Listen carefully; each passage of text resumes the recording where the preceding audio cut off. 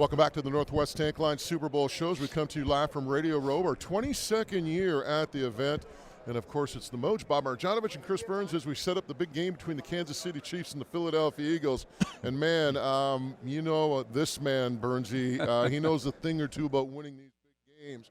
He is the one, the only, Joe Montana, representing Guinness today. Joe, thanks so much for taking time out to visit us. My pleasure. Good to be here again. Tell us a little bit about Guinness. What do you got going on with those folks? You know what? Actually, we added a new teammate, another Joe, to the Guinness team, Joe Burrows. Mm-hmm. And he and I are out there helping with their campaign of what they call the Guinness 1 million pledge, where we're asking people to go out and get on the website, givesback.guinness.com, and pledge 10 hours of community service to help out your community. And awesome. So Joe and I will be out there running around, and after that, after this big game, there's another big game coming up called St. Patrick's Day. Yeah. And Joe and I will be out there somewhere. March 17th, and of course more info. All you got to do is check out Guinness.com and of course givesback.guinness.com, the website. Hey, have you met Burrow at all? You had any time to, or is it just? We've just been zooming back and forth. It's he's been a little busy for a while. Yeah. I was just wondering what read you got him in terms of the personality and all that, and no, just your interaction. Seems pretty quiet. I mean, what you see in the locker room. Mm-hmm. It's different than what you see off the field to most of the part. I mean, from what I've seen on the Zooms, he's a little bit quieter than what's happening. But everybody is in the locker room. Everybody's a different person. Yeah. And everybody's a different person on a Zoom call with Joe Montana. No. Can you imagine what's going through Joe Burrow's mind when he gets a Zoom invite and on the other end is Joe Montana? Yeah. That's a big deal. No. You're never going to admit to it, Yeah. but that is a big deal. One of your former teams is in this game. We'll get to the Kansas City Chiefs, but another former team had a great season this year, the San Francisco 49ers. Yep. Unfortunate the way the season ended with Brock Purdy getting hurt and the 49ers' efforts being derailed. But, Brock Purdy was such a big story for San Francisco this year. What did you see in his game that impressed you? Well, I just think the calmness about him, and ups and downs. You're going to have those ups and downs, but he played well under the pressure coming in there. I mean, he came in there with a team that's winning. They're having success. They got a Super Bowl caliber team, and I really think if those guys didn't get hurt, they might be here. Yeah. Philadelphia's pretty tough, and I won't take that away from them. But I just think that both teams were kind of on a roll, but there was something that they were pulling things out. They weren't like. They might not have been rolling over people, but they were doing the right things to get it done. And he was playing well. And crazy for him to get hurt and the backup to get hurt. Yeah. Four guys. You're lucky you weren't on the sidelines. They would have put some pads on you. I don't know. If I could throw it here to that wall. I did check their bank account. They didn't have enough money. That's like the old Toronto Argos story that you told us that one time about John Candy coming up to you and wanting to play in Toronto, and you're like, you guys don't have enough. It's an interesting thing with Purdy, though. The one thing that I noticed was, like, when I was previewing the Eagles game, I thought to myself, how did this guy do in games where he was hit, where he got pressured, right?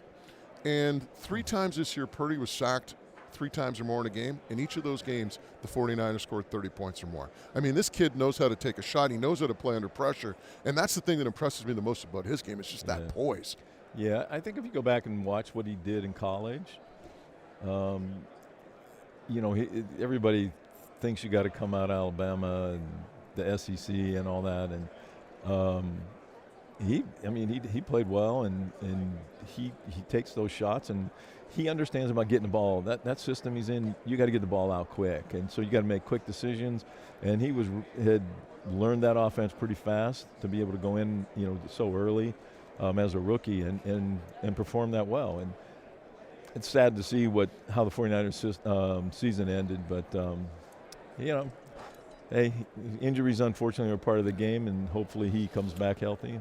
Joe, we got you for a couple more minutes here, according to your handler, so we'll get into the game itself, Kansas City and Philadelphia. As a former Chief, do you still have a strong emotional tie? Everyone always thinks of you as a 49er, but the Chiefs, they gave you an opportunity, and you guys were one step away from going to a Super Bowl with that team. Yeah, we should have won. We should have gone to the Super Bowl for sure. But, yeah, I feel, my heart's with the Chiefs.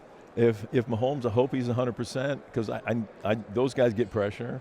And, you know, I saw a stat this morning. I don't remember the exact numbers, but when he's in the pocket, they're about the same. But when the things that he did outside the pocket have fallen off since he got hurt, which is understandable because he isn't able to move as well. But I think if he's able to move and run around, you know, I think they squeeze this out. But if he's not, I think Philly's they're a beast right here, right now.